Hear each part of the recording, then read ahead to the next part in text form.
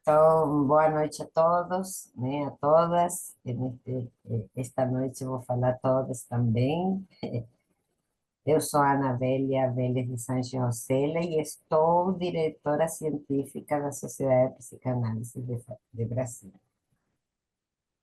Hoje eu tenho o prazer de coordenar, né, esta reunião científica denominada Refletindo sobre a Transfobia.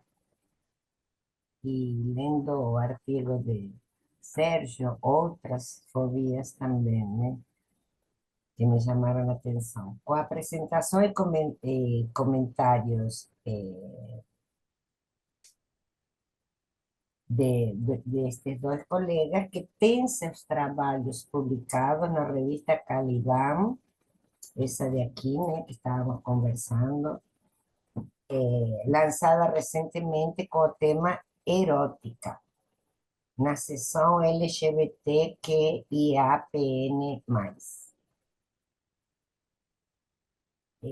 Para quem não conhece, então, Sérgio Leukovics, psicanalista e membro em função didática da Sociedade Psicanalítica de Porto Alegre, SPPA, membro IPA, a International Psychoanalytic Association, membro FEPAL, Federação Psicanalítica Latino-Americana, e membro FEBRAPSI, Federação Brasileira de Psicanálise. Actualmente, ele também é o presidente suplente da Federação Psicanalítica de Latinoamérica, FEPAL, suplente da nossa presidente Vânia Cidade. Dr. Sérgio tem formação psiquiátrica e psicoterápica na Universidade Federal de Rio Grande do Sul, UFRGS, é membro do COGUAP Brasil e membro do Comitê de Estudos de Gênero e Diversidade Sexual da IPA. Trabalha com adultos, adolescentes. Almira Correia de Caldas Rodrigues é psicanalista e membro associado da Sociedade de Psicanálise de Brasília, SPB-SB, também membro IPA. Ela falou para, já tinha falado, não repetir de novo, né? International Psychoanalytic Association, também membro FEPAL, da Federação Latino-Americana, e membro FEBRAPS. E também é membro do COUAP Brasil, tá? Ou seja, o Comitê de Mulheres e Psicanálise. COUAP IPA, inclusive, este ano está completando 25 anos. Começou em 1998. Maria José Cinco anos atrás teve um evento importante. Almira é socióloga, com mestrado e doutorado em sociologia pela Universidade de Brasília, a UNB. Trabalha com adultos e tem artigos publicados sobre sexualidade, gênero e relações amorosas.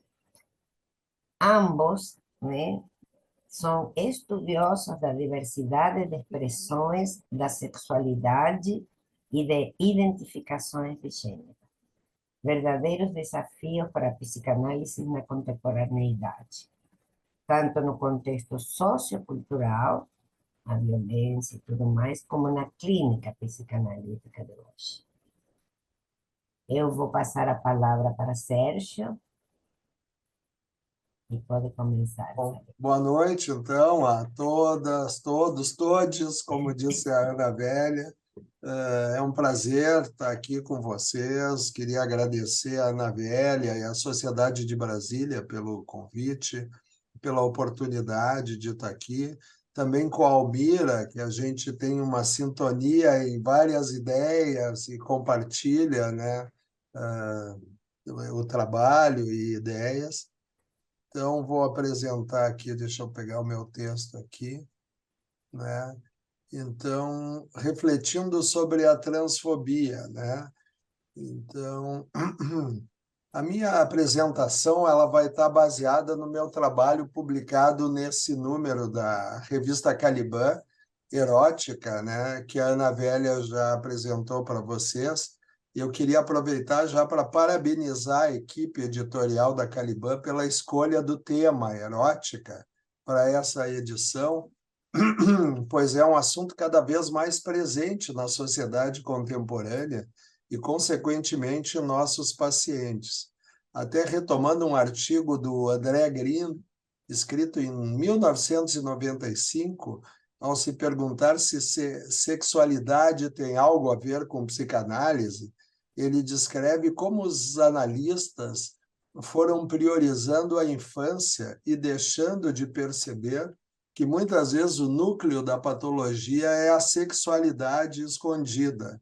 Na verdade, pensar os pacientes apenas como bebês reflete uma defesa dos próprios analistas. Bom, eu vou fazer, então, uma abordagem bem inicial, uma introdução sobre sexualidade, como é que eu vejo sexualidade, depois vou entrar propriamente no tema, né, da transfobia. Então, como disse a Ana Bélia, talvez de homofobia, outras fobias também.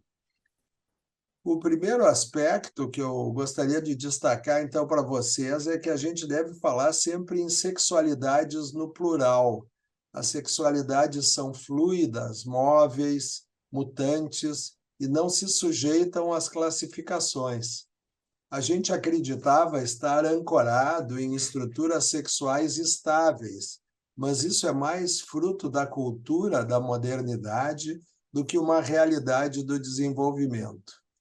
As sexualidades são cercadas de incertezas e mistérios e são difíceis de serem apreendidas pelas nossas teorias. Na verdade, é sempre uma obra em construção, com o papel da cultura muito proeminente em cada época. Uma metáfora que me ocorreu relacionada com a sexualidade é a que o Heidegger usa sobre a verdade, uma mulher que anda à nossa frente e sempre que vamos ver o seu rosto, ela dá um passo adiante e nos deixa com apenas alguns vislumbres do seu rosto. Temos que nos conformar que as nossas aproximações sobre a sexualidade serão sempre provisórias e baseadas nesses vislumbres.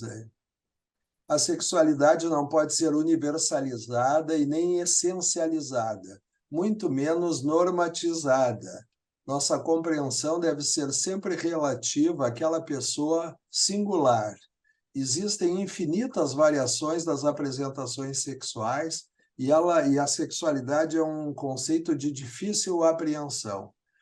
Na verdade, precisamos encontrar novas formas de pensar sexualidade, e eu acho que esses encontros, a revista, os encontros que estão sendo feitos, esse encontro mesmo aqui de Brasília, são muito importantes para nos ajudar a tentar encontrar novas formas de pensar psicanaliticamente sobre a sexualidade.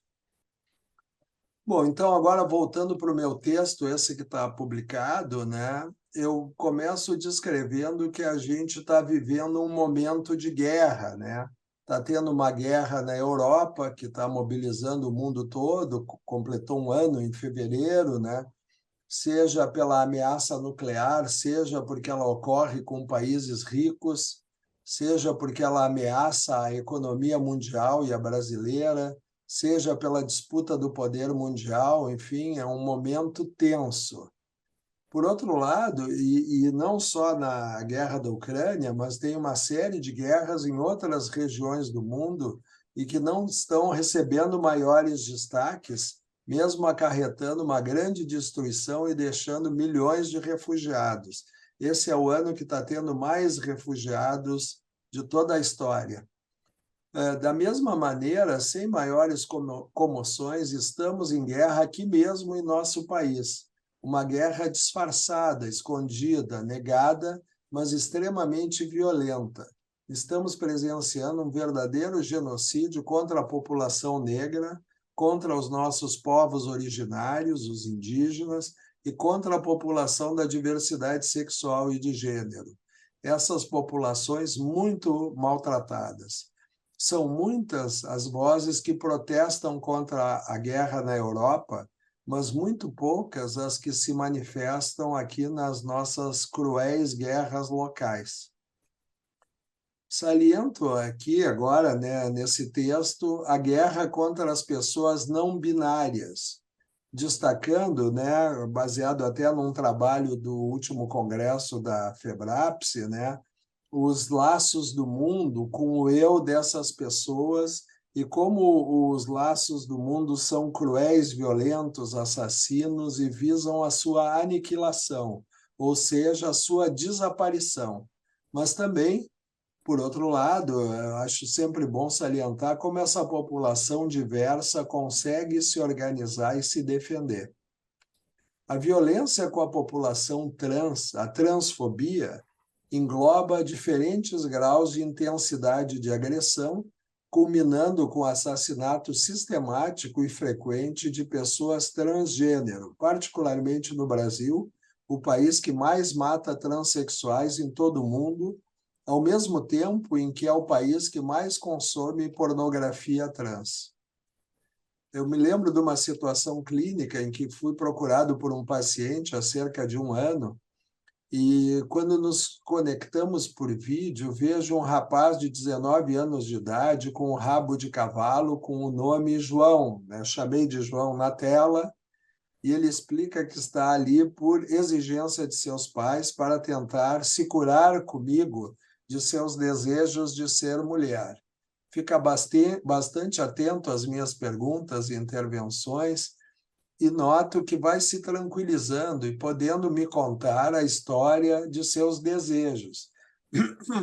Na sessão seguinte, me surpreendo quando no vídeo vejo um rapaz com os cabelos crespos soltos, com uma aparência bastante feminina e com o nome de Maria na sua tela. Ele explica que ele não sabia como é que eu ia tratá-lo na primeira sessão, então ele se cuidou, botou o nome, vamos dizer assim, original dele, mas viu que poderia falar comigo de sua transição para a mulher. Estava com muitos conflitos com a sua família, que não aceitava a sua transformação. Sua atitude de cautela comigo, antes de se mostrar como mulher, é perfeitamente compreensível em função dos violentos ataques que essa população sofre por suas famílias, por parte da sociedade e pelos profissionais da saúde, incluindo os psicanalistas. Tudo isso está cada vez mais bem ilustrado pela mídia e pela cultura, através de cada vez mais livros, filmes, séries, depoimentos, etc. Um bom exemplo disso que eu achei é o excelente livro O Parque das Irmãs Magníficas, de Camila Sosa Vilada, um romance autobiográfico que se passa em Córdoba, na Argentina. A Camila é uma transgênero argentina, né? Uma escritora e atriz. A Camila descreve sua infância, sua transição para travesti, com todas as dificuldades que isso acarretava, bem como a necessidade de deixar de ser travesti para frequentar a Faculdade de Comunicação Social e Teatro em Córdoba. O livro descreve as incontáveis dificuldades e violências sofridas pelas travestis, chegando mesmo ao assassinato. Violência essa que inicia em sua família. Eu vou citar um trecho do livro em que ela conta assim: o medo tingia tudo em minha casa. Não dependia do clima, nem de uma circunstância em particular. O medo era o pai.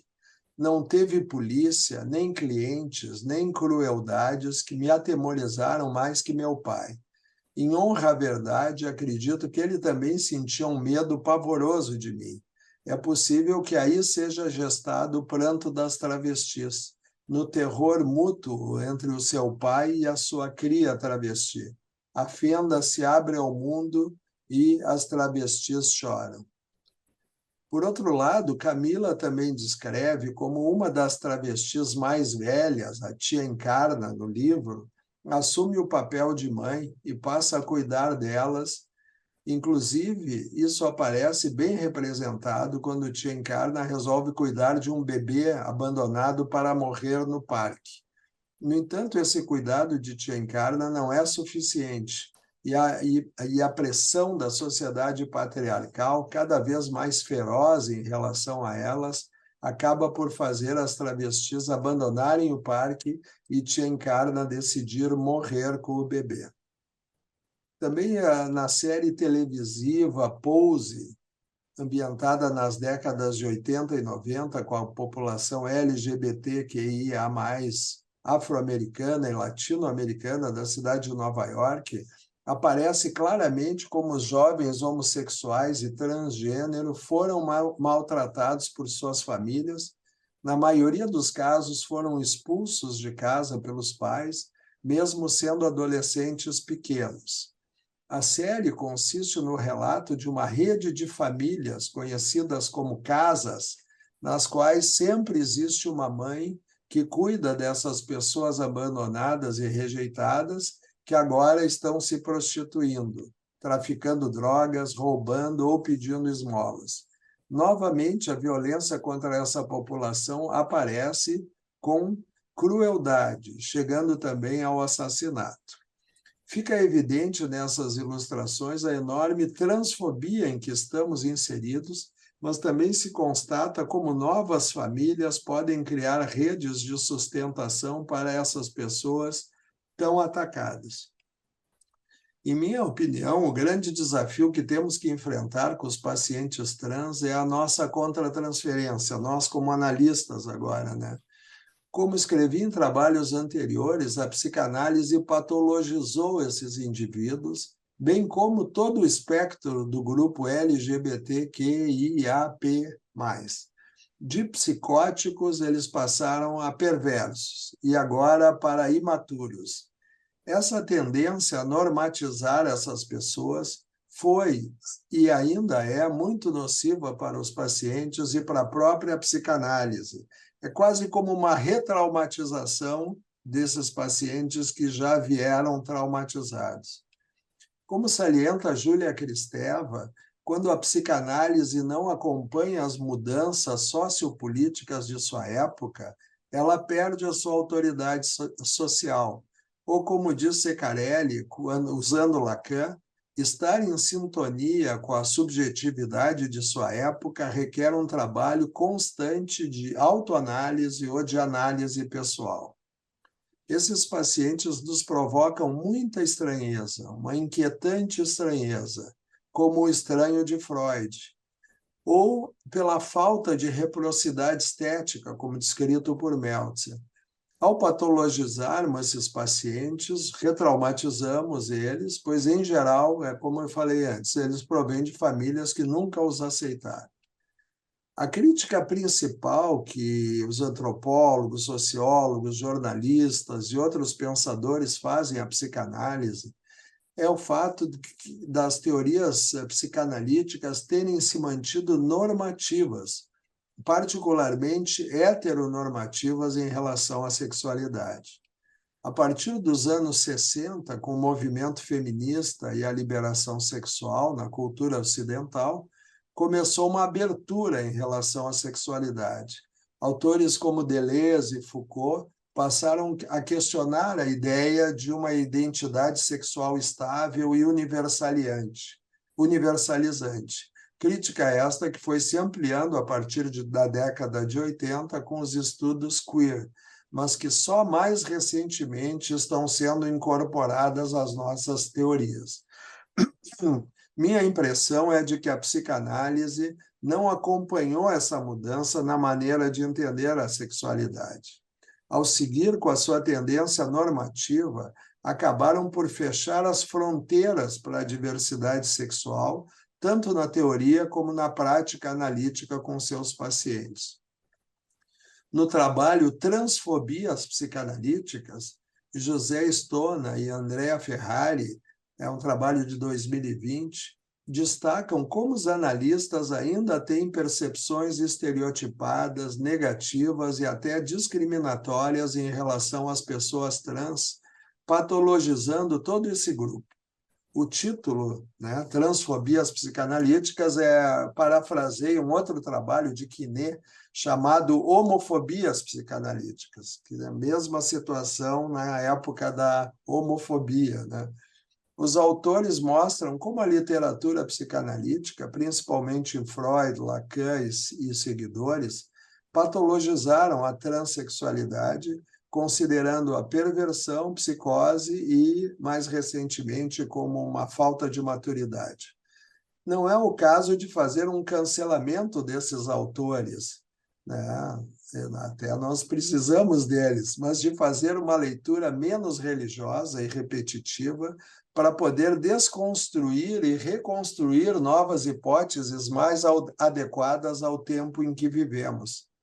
Freud foi genial ao perceber o inconsciente e a sexualidade infantil, mas se equivocou ao colocar esses achados como universais e não os achados de sua época naquele local que era o centro da Europa.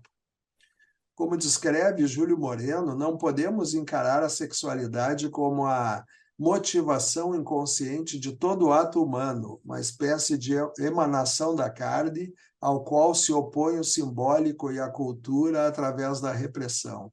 A sexualidade emerge da interação do corpo com a regulamentação social da época. Aparece conforme o trama social em que vivemos. Não é que primeiro aparece o desejo e depois a cultura e a lei, mas eles se apresentam ao mesmo tempo em uma trama inseparável. Tanto os analistas como as instituições psicanalíticas persistem em uma ambivalência em relação a normatizar a sexualidade em oposição a uma visão mais singular e específica de cada pessoa. Ainda não parece haver analistas transgênero nas nossas instituições no Brasil e só recentemente foram aceitos candidatos declaradamente homossexuais para a formação analítica e, mesmo assim, há uma certa ambivalência em relação a eles.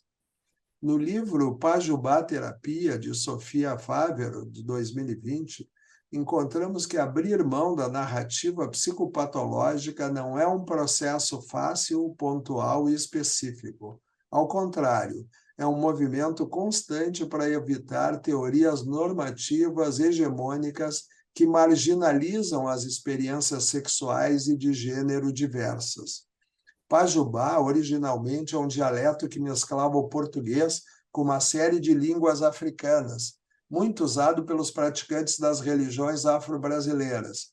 Posteriormente, foi adotado pela comunidade LGBTQIA+. Essa ideia de uma terapia pajubá estaria baseada na escuta da singularidade não normatizada dessa população. Seria uma escuta de toda a dor e miséria dessas pessoas, mas também das suas sensibilidades e qualidades. Como diz Fávero, há uma dimensão do amor, do afeto, do desejo e de vida que não pode ser perdida de vista, ainda mais em um processo terapêutico. A Sofia Fávero é uma psicóloga trans. Pelas características da linguagem pajubá, se nota que no Brasil as religiões de matriz africana sempre favoreceram o acolhimento dessa população, como as famílias e redes de sustentação do livro das Mães Magníficas e desse seriado Pose que eu descrevi acima. A questão importante é que os analistas trataram essas pessoas como suas famílias haviam feito através da transfobia. Felizmente, isso está mudando e já se percebe uma nova psicanálise, como diz Patrícia Porchat, em muitos locais, como nessa nossa discussão, ou mesmo na IPA, que criou um grupo de estudos para gênero e diversidade sexual. Eu gostaria de enfatizar também que é necessário nos prepararmos para superar a resistência corporificada em nossa geração que essas pessoas nos despertam, para podermos nos aproximar efetivamente do ser humano específico e único que procurou a nossa ajuda. Acreditávamos ter uma identidade de gênero ancorada em estruturas psíquicas estáveis e permanentes ao longo da vida. seremos capazes desse encontro emocional com instabilidades tão marcantes? Só podemos nos comprometer com a prática analítica dentro da ética de nossos limites. Concluindo, estamos nos defrontando com uma ruptura de paradigma na psicanálise, o paradigma da diferença sexual binária e com toda a turbulência que isso provoca. Essas rupturas de paradigmas provocam mesmo muita turbulência. Como salienta Mariana Pombo, está sendo criada lentamente e coletivamente uma nova epistemologia para a psicanálise. E essa nova epistemologia passa pela transição ou mutação nossa, dos analistas. Temos que pensar a psicanálise como historicamente situada, mutável conforme a época e a cultura em que está inserida. E é urgente, é uma questão de vida ou de morte para muitas pessoas, como aparecem nos trabalhos que estão publicados na Caliban. Então, seria isso, pessoal. Muito obrigado. Então, vamos para os comentários aí, né? Muito obrigada, Sérgio, muito obrigada por tudo que você trouxe com tanta dedicação e tanto conhecimento, né? Eu convido agora a Almira para fazer os comentários, falar um pouco do trabalho dela também, quem sabe. Ok. Boa noite a todas, a todos e a todes, né? É uma satisfação estar aqui participando e discutindo, especialmente com o Sérgio, que é um psicanalista sintonizado com o seu tempo, né?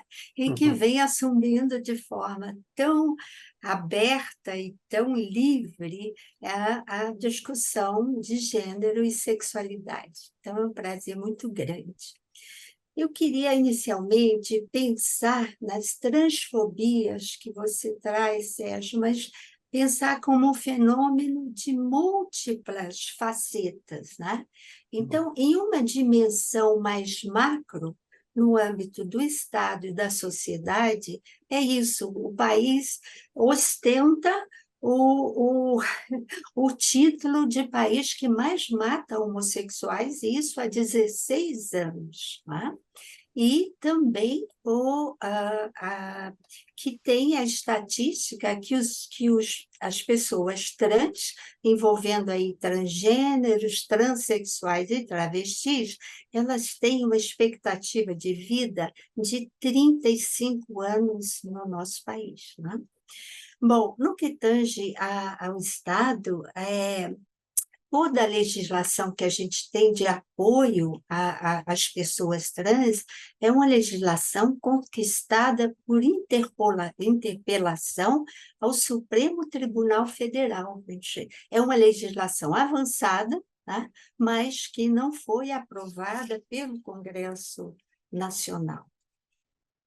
E, em termos de políticas públicas do Executivo, a gente tem vários ambulatórios para atendimento a essa população trans, 5 hospitais que fazem cirurgias de modificação corporal e algumas casas, né, que atendem adolescentes e adultos, como você bem colocou, que são expulsos de casa pelas próprias famílias.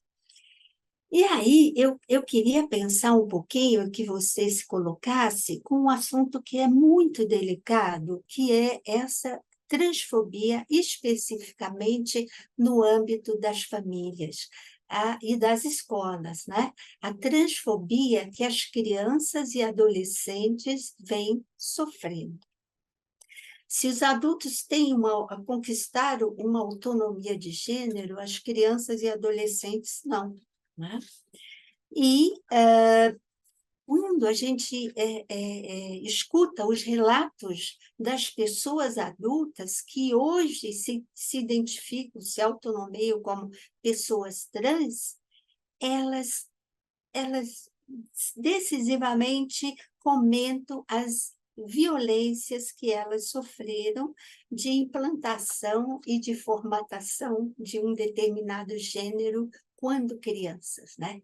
Então, agora eu acho que a gente está tendo a primeira geração de crianças que estão podendo se colocar com o apoio dos pais, né? E desses ambulatórios que estão atendendo crianças e adolescentes, né?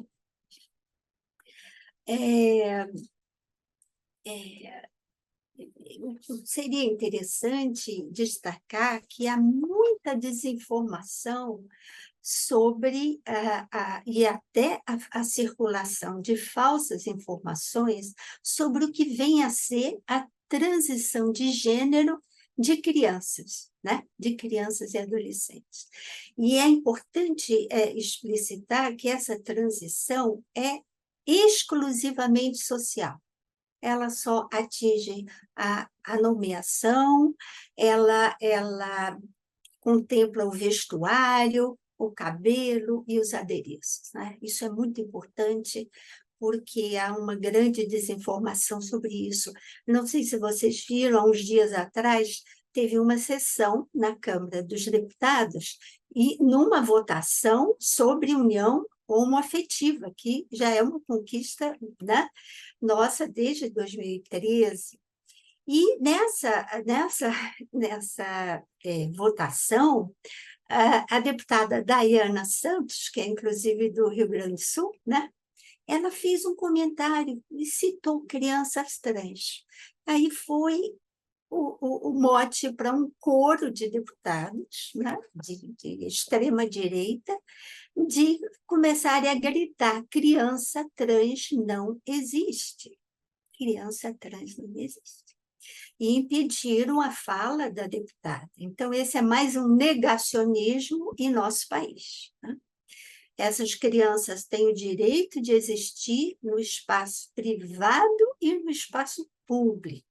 E elas demandam essa escuta, né, para ver se esse sentimento que elas dizem de se sentir como meninas ou como meninos, né, se esse é um sentimento transitório ou se é algo permanente que vai se afirmando ao longo dos anos, né? E eu fui pesquisar e fiquei realmente muito sensibilizada por depoimentos de mães de crianças e adolescentes trans. Então, cheguei a duas organizações muito importantes, que eu recomendo que todos possam escutar os depoimentos, que são Mães pela Diversidade, uma primeira ONG, que foi criada em 2014, e por mães preocupadas com a violência e o preconceito contra seus filhos e filhas LGBTs, né? E a segunda, que é a única ONG que trabalha exclusivamente com crianças e adolescentes, essa outra ONG se chama Minha Criança Trans. A pessoa que fundou registra em livro todo esse processo, né? Os seus conflitos, a depressão que ela passou, até conseguir lidar com essa situação e aí apoiar a filha e criar essa ONG, né? Que trata de questões que envolvem saúde, qualidade de vida, políticas públicas e direitos de crianças e adolescentes transgêneros, né? Bom, no que tange a transfobia em âmbito escolar, é dos espaços de maior violência transfóbica. É uma coisa assim, de uma violência, as escolas não estão preparadas para esse acolhimento das crianças, e nem tampouco para combater o bullying que essas crianças enfrentam nesses espaços, né? Tem depoimentos de mães falando que as crianças e adolescentes não iam ao banheiro durante 4, 5, 6 horas, né, na escola, com medo de serem né, surradas, e que é um fato, e tem depoimentos. Uma das mães fala da filha dela de 6 anos, né, que é uma menina trans, e ela dizendo, e ela apanhou na escola, e chegou em casa dizendo, mamãe, meninas com pipi apanham, né?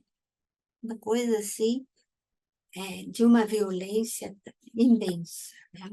Bom, com relação às transfobias psicanalíticas que você trouxe, e que como está sendo interessante, vários autores fazendo o histórico, né? Um balanço, um levantamento de estudos e de vários autores que trabalham, como que eles trabalham essa questão.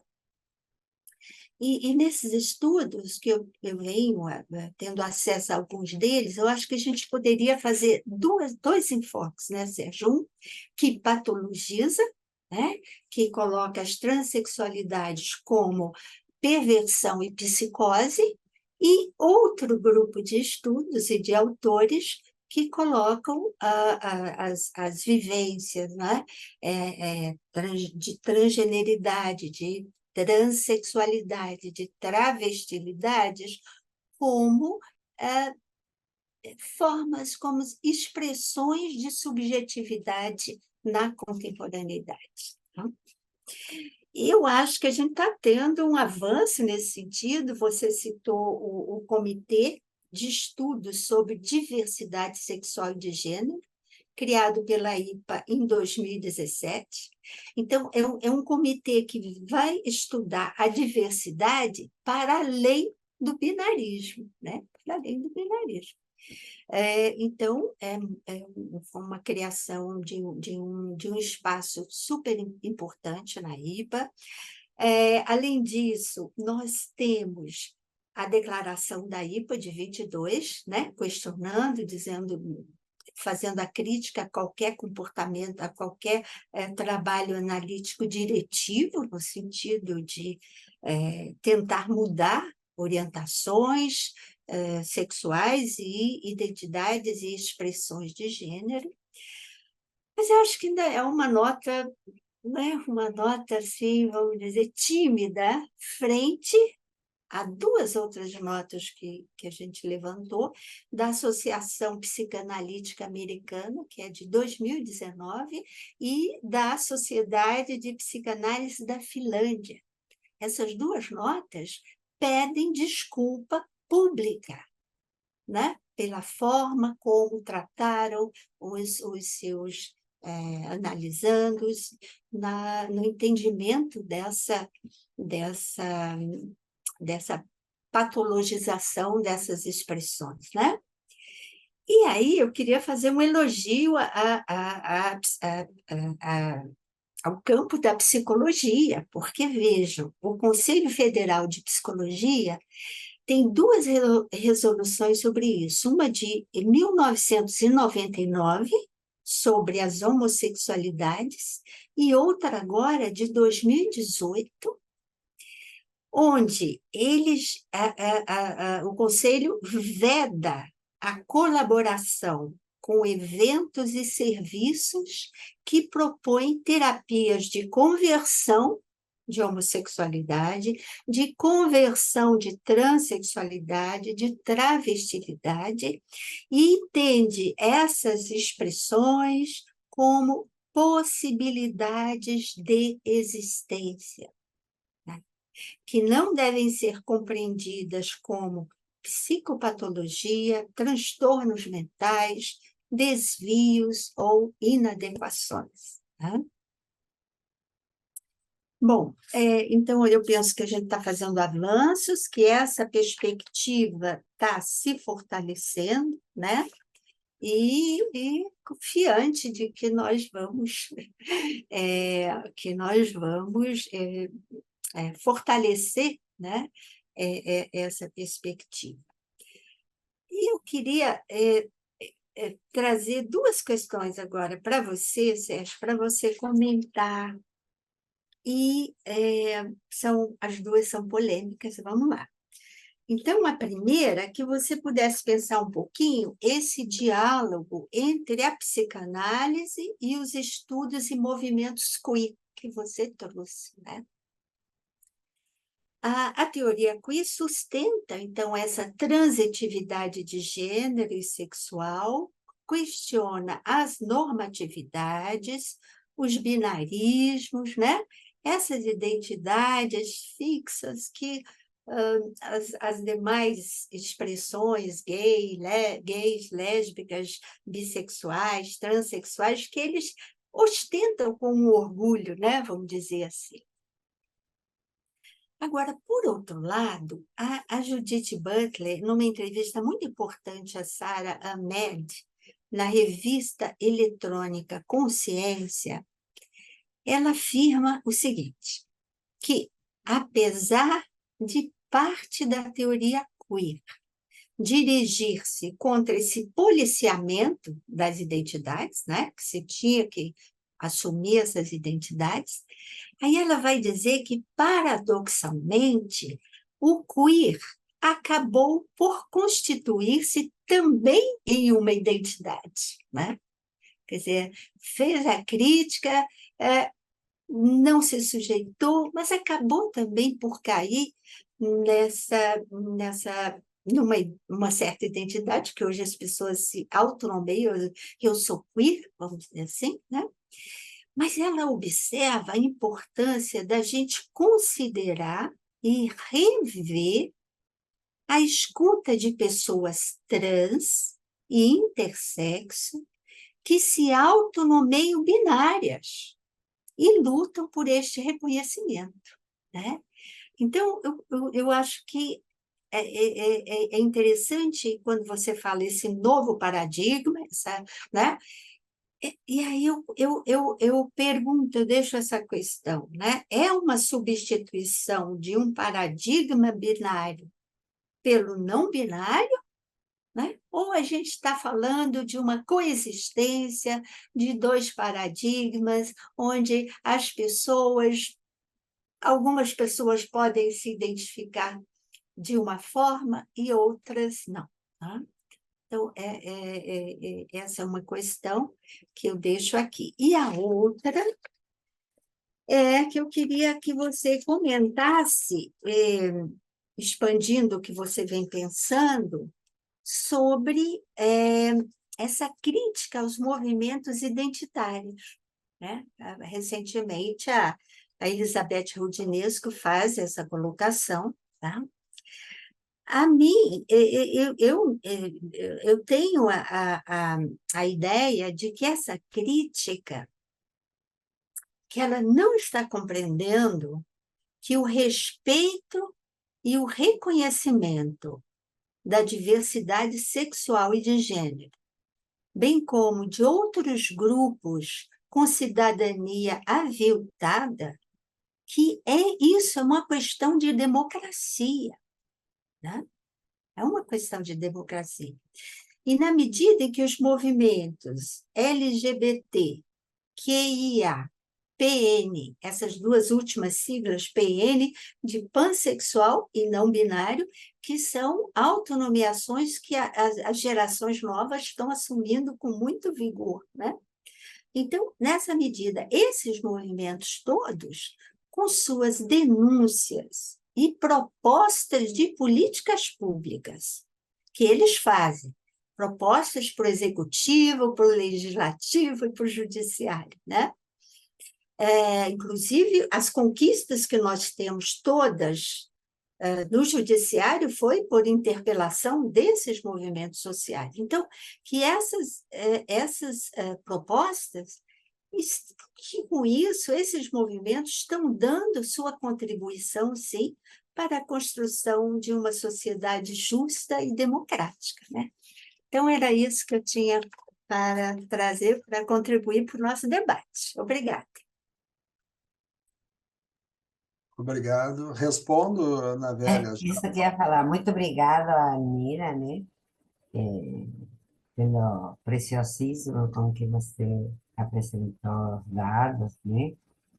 E sim, primeiro vamos a passar a palavra para Sérgio, né, para responder as perguntas específicas.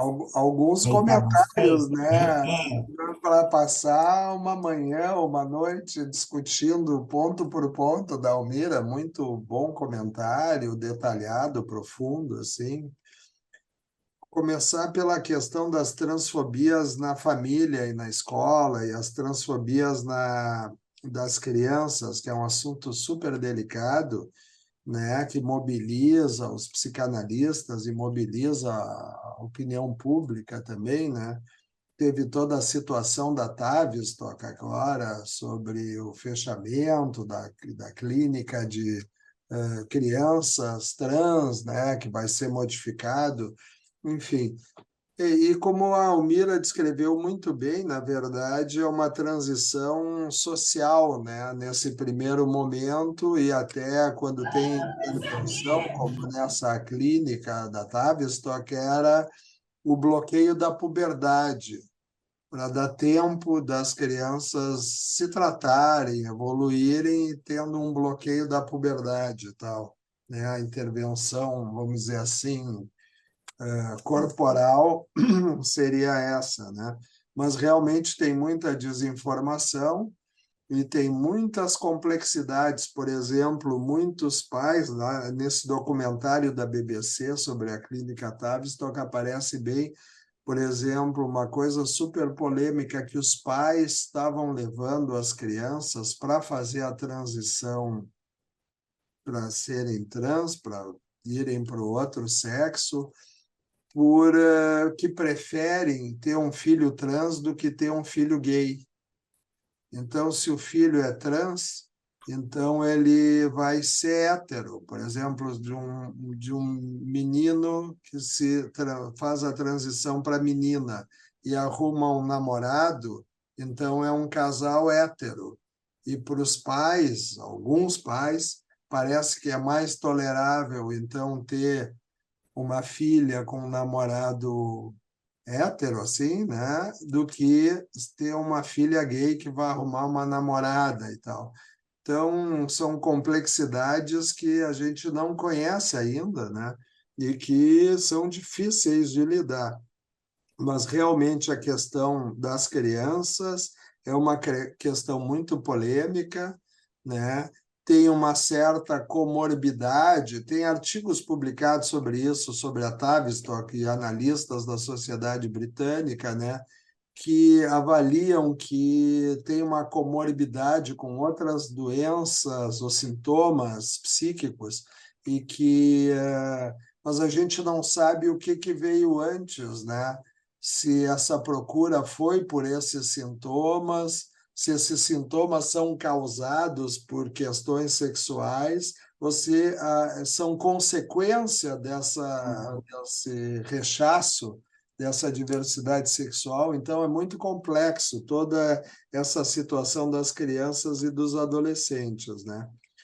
Eu acho que a Almira toca num ponto muito certo aí, as famílias e as escolas repetem e traumatizam muito as crianças e os adolescentes trans, não estão preparados ainda, né, para lidar com esses assuntos. Está melhorando, mas a passos lentos, né? E eu acho que isso é muito complicado mesmo. Isso que a Almira falou sobre a psicanálise estar mais ou menos dividida é verdade. Ainda tem psicanalistas que consideram como psicose, como perversão, hoje em dia mais como uma imaturidade, né? Alguma coisa que não evoluiu do processo de bissexualidade e ficou, então, uma imaturidade.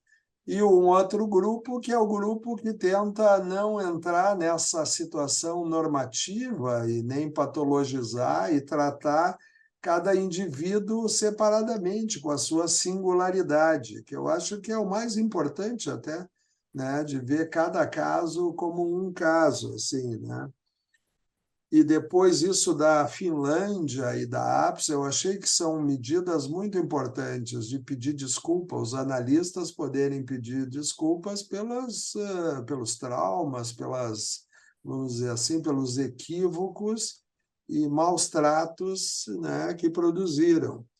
O próprio DSM novo, que eu não sei se está em vigor desde esse ano ou desde o ano passado, ele tirou já a transexualidade da área da doença mental e colocou na área da saúde e mudou o nome até, em vez de disforia de gênero, para incongruência de gênero. E que então já muda também de perspectiva, não está mais como doença, mas está dentro das questões da saúde, né? Bom, sobre a questão, a primeira pergunta ali, talvez dê para juntar as duas ali, né? Que sobre a questão queer, né? É verdade, eu acho que sim, acabou se institucionalizando, vamos dizer assim, essa identidade queer, né? E isso por si só já cria uma certa, vamos dizer assim, uma ideologia, né? Uma ideologia queer que tem que ser, né, talvez, criticada também, eu acho, no sentido de que, como eu falei no início, ali na minha introdução, que a sexualidade não se presta para generalização, nem para essencialização. A essência é isso, é aquilo. Então, a gente vai tentando, né, generalizar e agrupar, enfim, mas realmente não é uma coisa que se preste para isso, e a gente tem que aceitar esse mistério e essa ambiguidade aqui, né? E a outra coisa, então, sobre a mudança de paradigma, não é vamos dizer assim, sim, tem a questão da binaridade, né? Mas é assim, nós temos que mudar a ideia de diferença sexual, né? Que não existe, talvez, só uma diferença sexual binária, né? Que existem inúmeras diferenças sexuais. Ou então que a gente tem que mudar essa ideia de diferença e incluir, integrar mais, né, vamos dizer, essas diferentes apresentações. Enfim, mas eu acho que o que está em jogo, o novo paradigma, e talvez possa ser um paradigma que conviva com outro, mas eu tenho a impressão de que o paradigma da diferença sexual ele nos trouxe muitos problemas, né? Nos trouxe muito preconceito, muita dificuldade, muita normatização. E eu acho que essa mudança de paradigma, dessa coisa binária, digamos assim, que talvez tenha que sair um pouco, né? Embora possa ter gente que se considere binário e tudo bem, mas algo que tenha que aumentar esse grupo, assim, né? A outra coisa sobre a Rudinesco e os movimentos identitários, a crítica aos movimentos identitários, eu concordo plenamente contigo, Almira, porque é uma tentativa de generalizar de novo a situação, é uma ideia, por exemplo, é muito baseado, por exemplo, na questão marxista, que o mais importante não é a identidade individual, o mais importante é a luta de classes. Depois da luta de classes, depois de haver sei lá, um socialismo, se poderia se debruçar sobre questões identitárias. Além disso, a Rudinesco é muito influenciada pela ideia da República Francesa, né? Que todos são franceses, acima de tudo. Não importa se o cara é homem, mulher, trans, homo, seja o que for, bi, né? Acima de tudo é ser francês, ou ser humano, ser humano. Então, já tem uma generalização, enfim, né? Uma situação complexa que eu acho que não se presta para o nosso tempo. Voltando para a nossa cultura e para o nosso momento histórico e para a contemporaneidade, eu acho que são conceitos e ideias mais da modernidade do que da pós-modernidade, né? Então, essa ideia de república, de luta de classe, de ser uma coisa, ser humano primeiro e depois ser outra coisa. Então, né, e aí, aí o problema disso é a crítica a essas outras coisas, é colocar tudo isso num segundo plano, ou até negar a existência, né? Então, a minha impressão é essa, de que são ideias mais da modernidade do que da nossa contemporaneidade agora. Mas é isso aí, vamos pensando juntos, né? Porque tudo isso aí está muito aberto, né? Não sei se temos mais comentários. Eu queria acrescentar nisso daí uma palavra que é difícil para falar, né? Que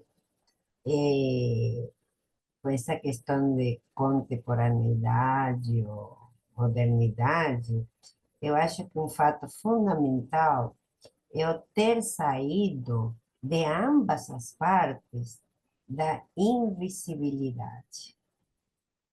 Eu digo que é difícil porque eu não entender. Invisibilidade. Visibilidade. Uhum. Ou seja, sempre existiram, né? E se fazia de conta que não. Eles não se mostravam por um lado e para o normativo, digamos assim, era cômodo. Agora, ambas as partes saíram desse lugar, que eu acho que isso é um momento importante da história.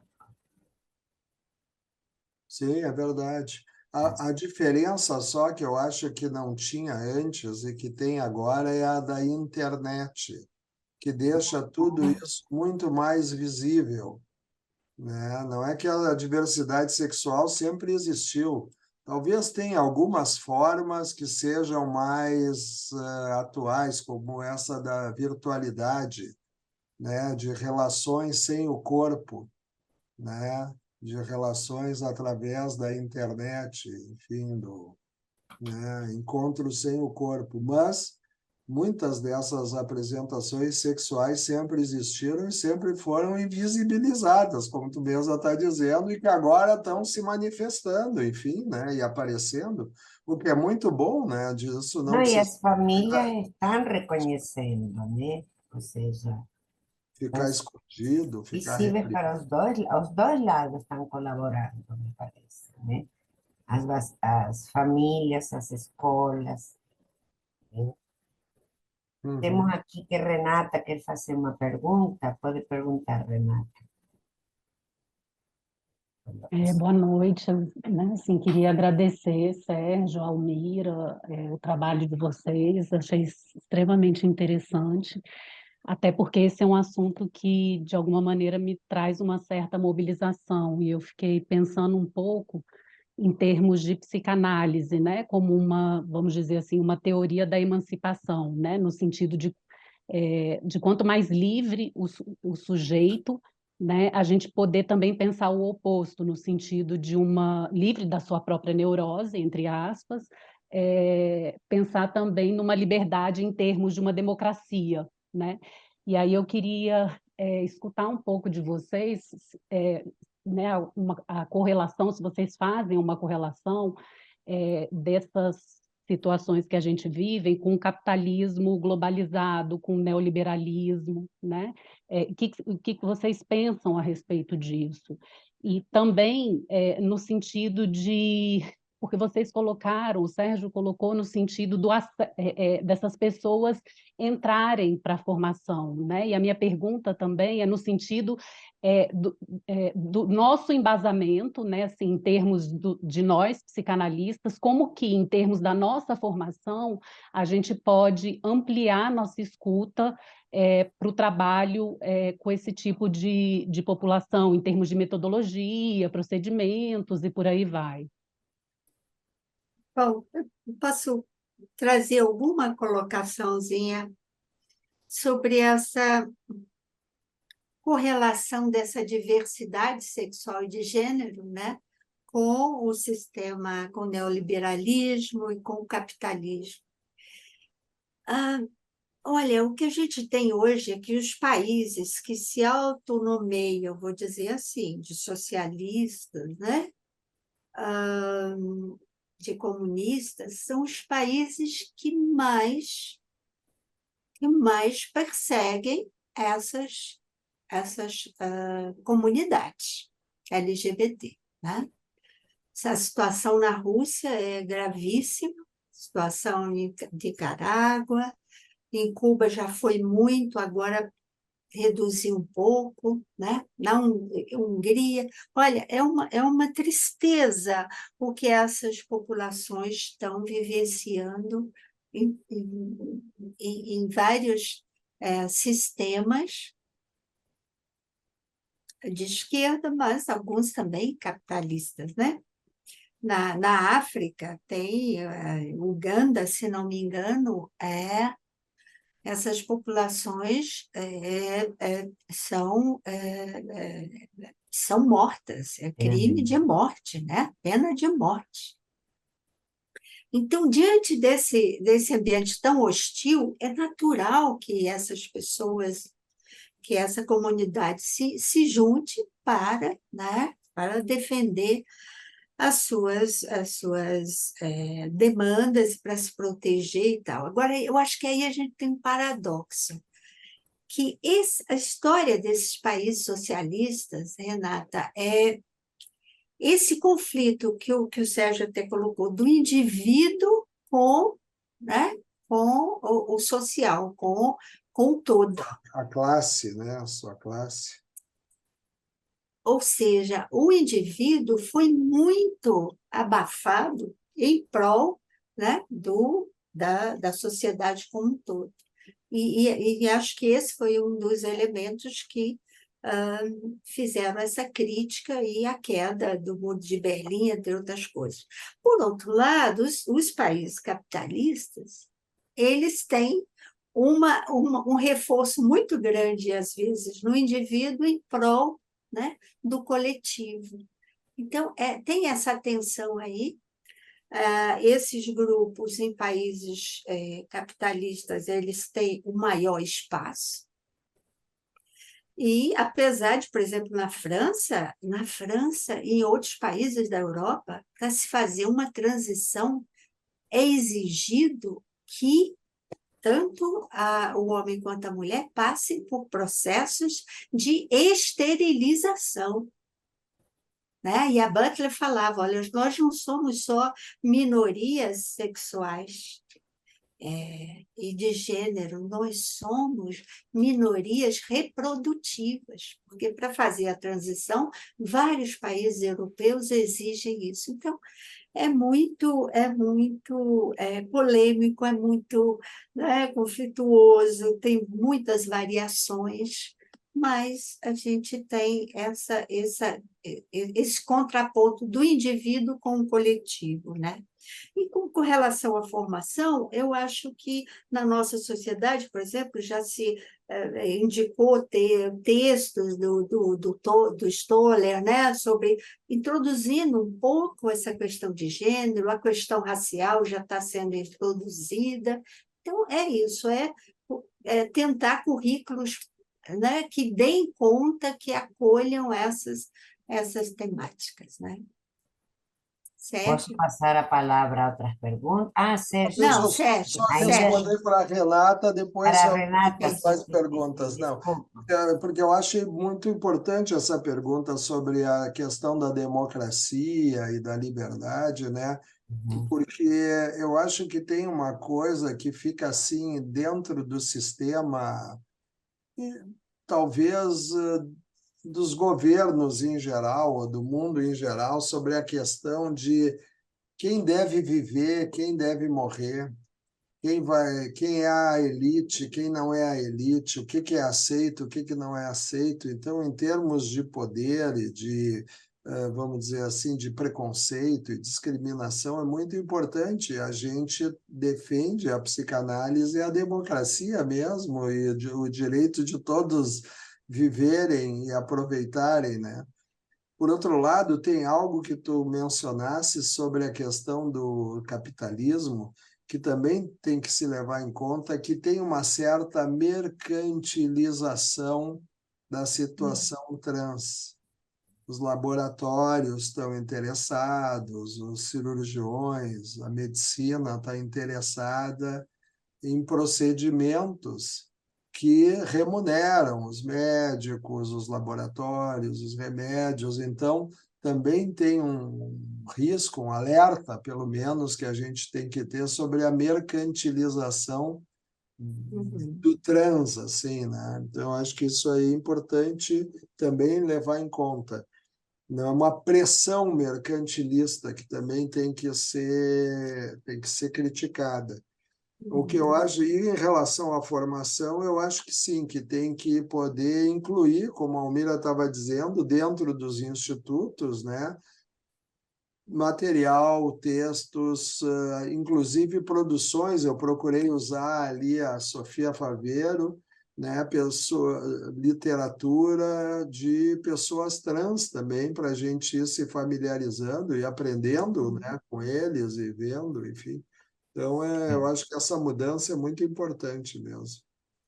Então, seria isso. Obrigado, valeu. Como essa biografia que você citou, né, eles mesmos estão divulgando. O próprio, isso, a própria Caliban, essa é um material para ser usado nos Também, seminários, né? também, de fazer grupos de estudo, formação continuada. E a Letícia Glossi Fiorini também foi indicada para o currículo, né, da formação da nossa sociedade, né? Textos dela. Ótimo. Então, agora se inscreveu Maria Lúcia Canali primeiro e Selma levantou a mãozinha depois, tá bom? Maria Oi, Lúcia, gente. pode falar. Boa noite. A minha questão é a seguinte, né? Pacientes meus, né, que a mãe ou o pai me perguntam, né, em que momento é real esse desejo de se transformar em fazer uma transição para o meu filho adolescente? Será que isso é um modismo? Em que momento eu acredito que isso é real? Há uma dúvida desses pais de adolescentes que acham que há um modismo, há uma série de situações que ocorrem dentro das escolas, de relações com os coleguinhas. Será que minha filha realmente quer se transformar em um menino? Isso é algo que me bate muito e que aparece muito no meu consultório. Eu gostaria de ouvir alguma coisa a respeito. Uhum. Tem alguns trabalhos ali, a Patrícia Guerovici está nesse número da Caliban. Eu tenho a impressão de que a gente precisa dar tempo ao tempo. Não é algo para ser decidido precipitadamente, né? E, inclusive, o importante é ter sessões com essas crianças ou adolescentes e tal, que eles têm que ser vistos por alguém, mas o momento certo, eu acho que não tem uma resposta para qual o momento certo, né? Como a Almira estava explicando, quando é criança é uma coisa social, não tem modificações irreversíveis, assim, né? Depois de um certo momento, como adulto, aí já pode, né, ter modificações irreversíveis. E alguns casos se arrependem depois de fazer a transição também, alguns, né? Então, eu acho que o dar tempo ao tempo seria a melhor resposta, esperar. Só que não dá para esperar muito em casos de sofrimento, né? Quando o adolescente está sofrendo muito, né, e não consegue fazer a transição, às vezes tem risco de suicídio. Por isso que eu coloquei ali que é uma questão de vida ou de morte. Então, tem casos que, que não dá para esperar muito. Agora, talvez na maioria dos casos, a gente possa dar tempo ao tempo e ver como é que isso vai evoluindo, enfim, né? Eu acho que não é que tenha uma pressão, existe uma pressão atual, né, da cultura, assim, mas é que eu acho que é uma pressão mais de se experimentar, né? Se experimentar como mulher, se experimentar como homem, se experimentar como gay, se experimentar como hétero. Tudo isso ficou mais flexível, dá para se experimentar, dá para mudar de sexualidade, né? A sexualidade é mais flexível, fluida, mutante. Então, isso sim, eu acho que está fazendo parte da nossa cultura e é uma coisa boa de poder se experimentar, até encontrar uma, digamos assim, um predomínio de alguma coisa, mas que também não é uma garantia de que vai ficar naquilo ali, né? Mas eu acho que a ideia de poder ter tempo para se experimentar e se tratar, ter algumas sessões, pelo menos, é boa. A não ser nesses casos de muito sofrimento, de ansiedade, Uhum.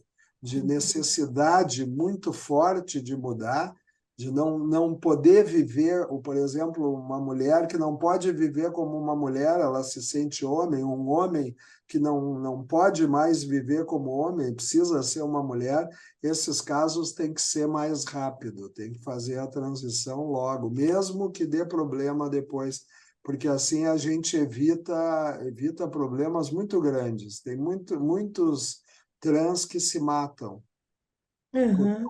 por não Mire, conseguir fazer a transição. Eu, Então, eu, eu queria voy recordando. complementar uma coisa do que o Sérgio colocou, que existem estudos mostrando que de 3 a 8 anos essa tipificação de gênero já está dada, entre 3 e 8 anos. Né? Aí o que se coloca é que o que é de uma violência imensa do adulto sobre a criança são os pais e as mães obrigarem determinados comportamentos e proibirem outros, né? Forçar uma criança a ter que se vestir de menino quando ela está rejeitando, forçar a menina, né? E vice-versa. Isso é que é uma violência e é uma das relações mais opressoras dos adultos sobre as crianças. Então, a questão que está posta é deixa a criança, sabe? Vai, né, conversando, escutando, ela tendo esse espaço para ser ouvida. Agora, não dá para obrigar e nem proibir brinquedos, roupas, cabelo, essas coisas todas, porque a criança está dizendo: eu sou uma menina, eu quero ficar como menina, eu quero viver assim. Tem uma mãe que fala da criança com 4 anos de idade, que vira para ela e diz: mamãe, se eu morrer hoje, ele é um menino, se eu morrer hoje, eu posso nascer amanhã como menina?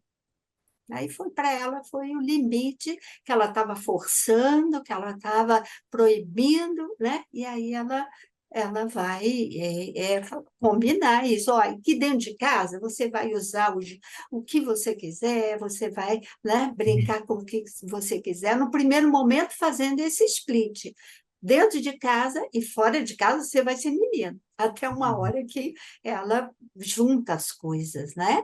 E dizer, então, que essas crianças que já com a idade de 4, de 5, de 6 anos, que tem e que isso vai persistindo, essa identificação com o mundo feminino e masculino, que não é correspondente à sua genitália, essa criança, quando chega na puberdade, com 12, com 13 anos, os caracteres secundários vão aparecer.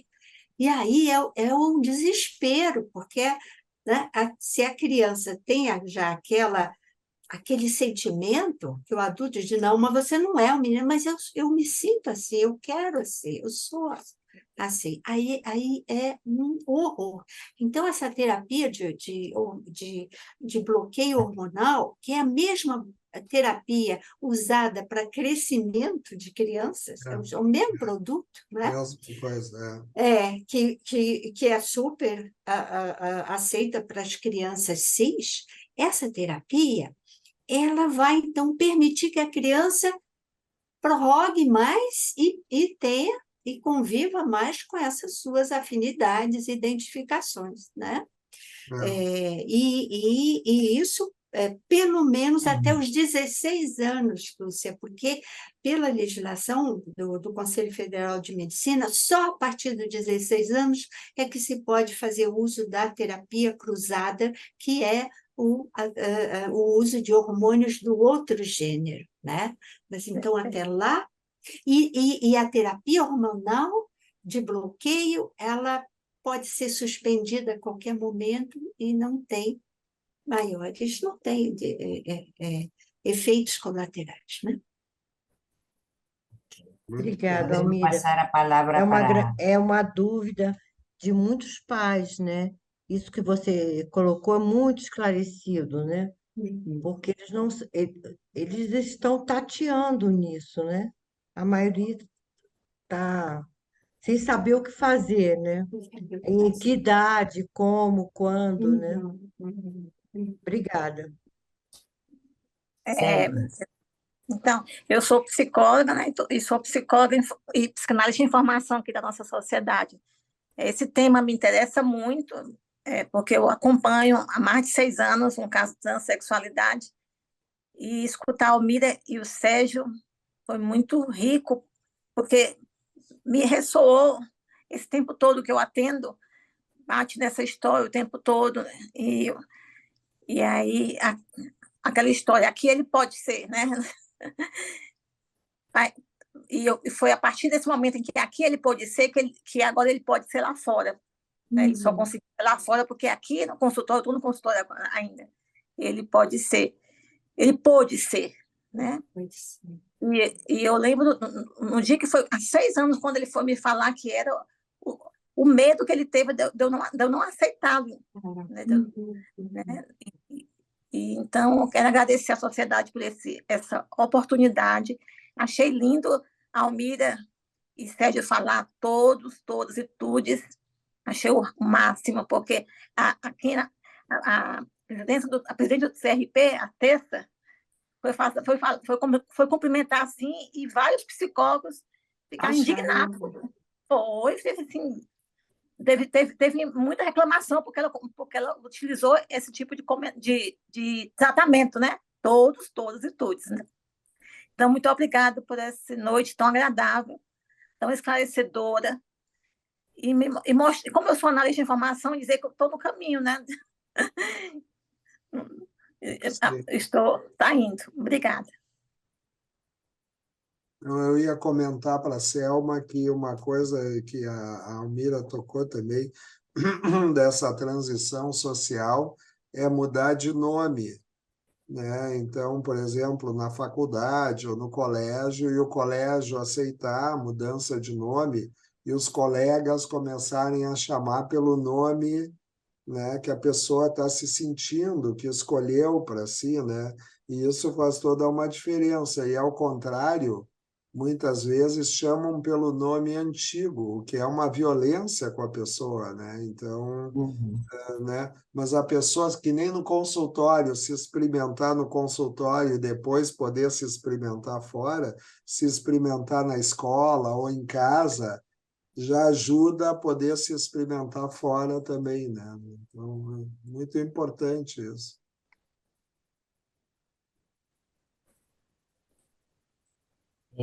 a questão de que eu vejo muito assim, a parte mais desagradável é a violência, né? As mortes, o lugar que ocupa o Brasil, na morte destas pessoas. E Sérgio colocou logo de início que estamos em guerra, né? Aí eu me lembrei da Elis Regina, né? Que cantava aquela música, Alô, alô, marciano, aqui quem fala é da terra, né? Para variar, estamos em guerra. É Para isso mesmo. variar, Para estamos, variar, estamos em guerra. como disse, nunca conseguiram parar as guerras de qualquer tipo em todo o planeta, não? O ser humano. Bom, quem mais gostaria de falar? dar a palavra. Eu poderia falar um pouquinho, Nádia? Sim, Nádia, como Boa vai? noite.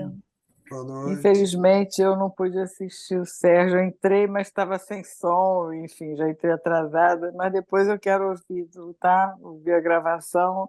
Mas imagino, pelo que eu conheço, um pouco do que você falou e ouvir a Almira. E assim, é compartilhar da alegria de estar ouvindo, né, e compartilhando com outras pessoas desse tema. E uma das coisas que a gente lembra, que a Ana falou agora, né, de como morrem cedo essas pessoas, né, que têm morrido até agora, mas aos pouquinhos começam a viver mais. A gente tem conhecimento, né, de aumento da data, né, de morte das pessoas trans. Mas, assim, o que eu posso lembrar de que eu já fiz foi um curso de atendimento em saúde, né, médica dessas pessoas. Como que há um despreparo, né, dos médicos e da equipe de saúde, prejudicando também, né, atendimento a essas pessoas. E da parte, assim, psicanalítica, eu gostei de ouvir a colega candidata, porque mostra assim os ares novos, né, que precisa realmente existir na sociedade, né, de que a gente não pela idade, mas se abra para as novidades. Um tempo atrás até a homossexualidade era considerada, né, uma doença. Então, hoje em dia imaginar que a transexualidade não é doença, muito pelo contrário, né, é algo assim que a gente tem que estar com esse ar, né? Poder respirar ares novos. Mas era só um comentário e realmente achar muito bacana vocês falarem com tanta propriedade, tá? E só talvez um detalhe que uma colega médica uma vez me falou, e talvez vocês saibam e eu não sei, que quando a pessoa trans falece, no atestado de óbito não pode mudar o gênero. Acho que isso caiu, né? Eu não sei se vocês têm alguma só curiosidade mesmo. Eu não sei mesmo. E agora é Acho que a é o certidão de registro nascimento, né? civil, né? Viu? E É, o ele registro. tendo essa mudança, ela tem que É. ser observado, né? E É. aqui tem uma diferença interessante entre o nome social e o nome civil, né? Então, a gente conquistou o nome social antes da mudança do registro civil, né? Uhum. Para os adultos, a partir de 18 anos, é possível mudar o gênero e o nome Registro civil. no registro civil. Uhum. Por autodeclaração, que é maravilhoso, isso é um avanço, porque ele chega no cartório, a pessoa chega e pode fazer isso. Agora, para as crianças, normalmente é o nome social, mas se aquela situação já está bem definida antes dos 18 anos, os responsáveis podem, via judicialização, mudar mesmo no CPF, mudar na certidão de nascimento. Mas aí precisa passar por um juiz, se for menor de 18 anos. Se for maior, não. Uma questão, né? Por que morrem tão cedo? Tem alguma justificativa para isso? Não, em parte é pelo número de assassinatos, né? São assassinados. A maioria dessa população é assassinada. O motivo é esse, assassinato. Assassinato, né? Porque tem a questão hormonal. Eu vi já uma pessoa que eu conheço que fez, que teve que tomar muito hormônio, né? Hormônio masculino, e apareceu algum câncer, né? Teve que tratar e tudo. Então, eu penso que esse processo é muito sofrido também, né? Acho que, além dessa questão né, da agressividade e tudo, eu acho que tem a questão do processo mesmo, que é um processo muito custoso, né, do ponto de vista orgânico, né? Tem um Essa assassinato e também tem um suicídio, né? Que tem muitos Isso. casos, suicídio. muitos casos. Assassinato e suicídio, é. É. E tem o custo-benefício da transição mesmo. Mas, por exemplo, agora chegasse a falar de hormônio masculino, tudo bom, Luciano? Foi boa a discussão. Porque tem muitas mulheres, né, tomando testosterona para aumentar a libido. Né? Os ginecologistas estão dando um monte de testosterona para as mulheres, para ficarem menos deprimidas e com mais libido, e muitas vezes uma coisa machista para agradarem os maridos sexualmente e tal. Tem risco também, mesma coisa, né? Tem um certo risco de usar indiscriminadamente hormônios, assim, né? Mas eu acho que é a questão da avaliação do custo-benefício, porque esses casos aí, o sofrimento que a gente está falando, que a Almira falou, o sofrimento é tão grande, né, e o benefício é tão importante com a transição que eu acho que justifica o risco, né? Então, mas tem risco. Qualquer medicação que a gente vai usar, e eu me lembrei disso, das mulheres que estão com testosterona e que tem aumento de incidência de câncer também. Uhum. Então, tem que ser com cuidado, né? O que a gente pode fazer é recomendar, né, o máximo de cuidado e de acompanhamento, enfim, né? Isso é que é importante, porque muitas vezes isso é feito clandestinamente, É. né? Aí dá mais Posso falar? problemas. Aí dá mais problemas.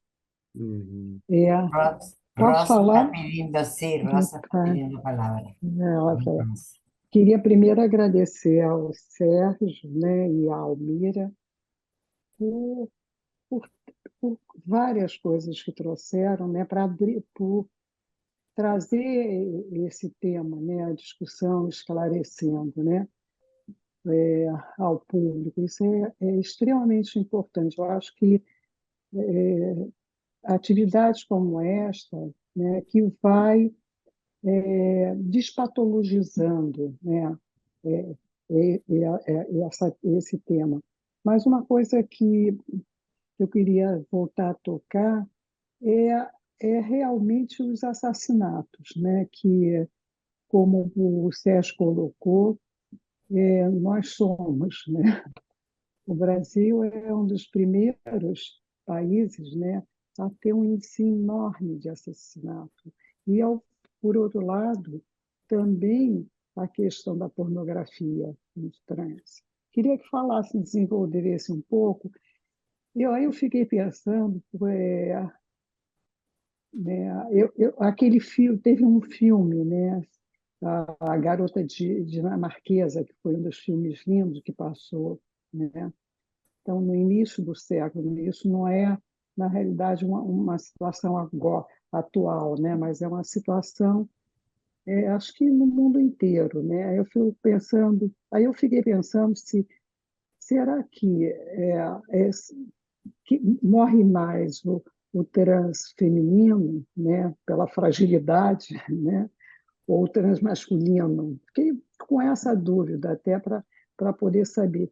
E esse ataque, né, o ataque ao diferente e a fragilidade, né, a feminilidade, né, projetada no outro, né, e desse sistema mais patriarcal, né.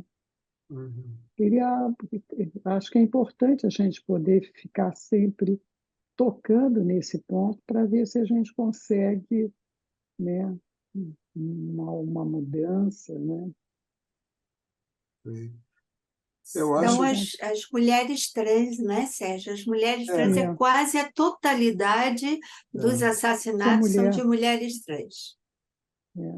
eu acho também que a grande maioria. E o que eu ia dizer é que como é que eu Das violências também, né? é que nem com a homofobia, de uma certa maneira, tem uma atração homossexual que é colocada no outro e precisa ser morta no outro, né? Sim. Como tu descrevesse bem, uma projeção, né? Uma parte, eu acho que da transfobia é essa, que tem um desejo, uma curiosidade que aparece na pornografia trans, no consumo de pornografia trans, vídeos trans, e que depois isso precisa ser eliminado de alguma maneira no outro, né? Projetado no outro e morto, assim. Então, eu acho que é um tipo de conflito em alguns casos, nessa Níveis, né? linha da coisa projetiva mesmo, bem como tu colocaste. Mesmo, por exemplo, numa sociedade que, na realidade, em princípio, nós somos uma sociedade ainda muito patriarcal, né? Com uma repressão muito grande, mas, por outro lado, na nossa atualidade, a gente vê uma certa liberação, né?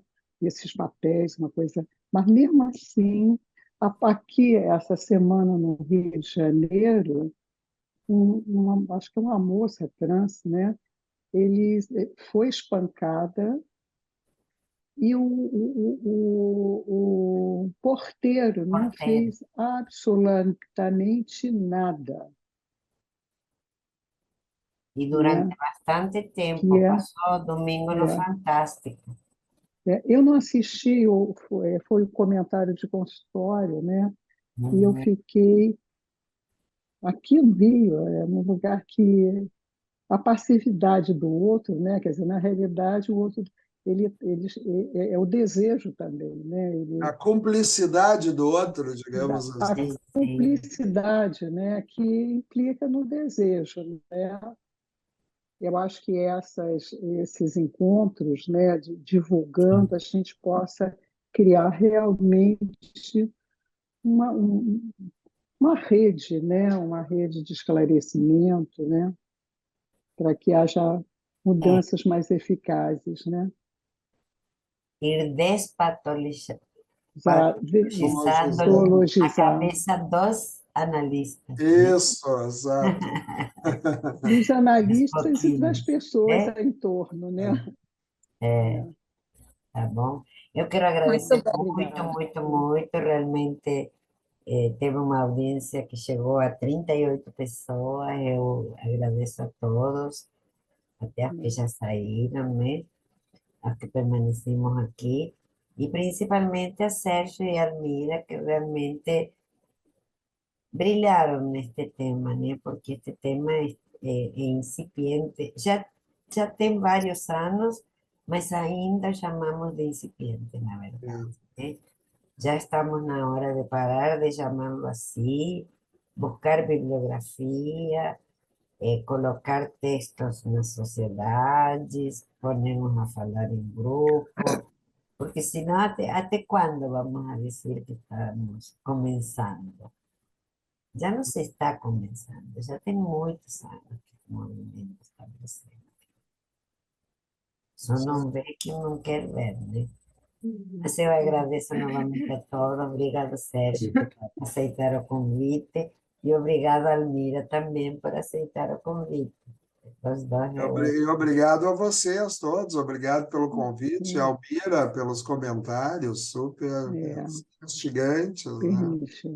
Obrigada. colocados. Queria só colocar mais uma coisinha, né? A gente vê a violência aí contra trans e tudo, mas a verdade é que o país é muito violento. Em todos os sentidos, Mulheres também. não tem muito diálogo, não. O negócio é no campo, é com as populações originárias, né?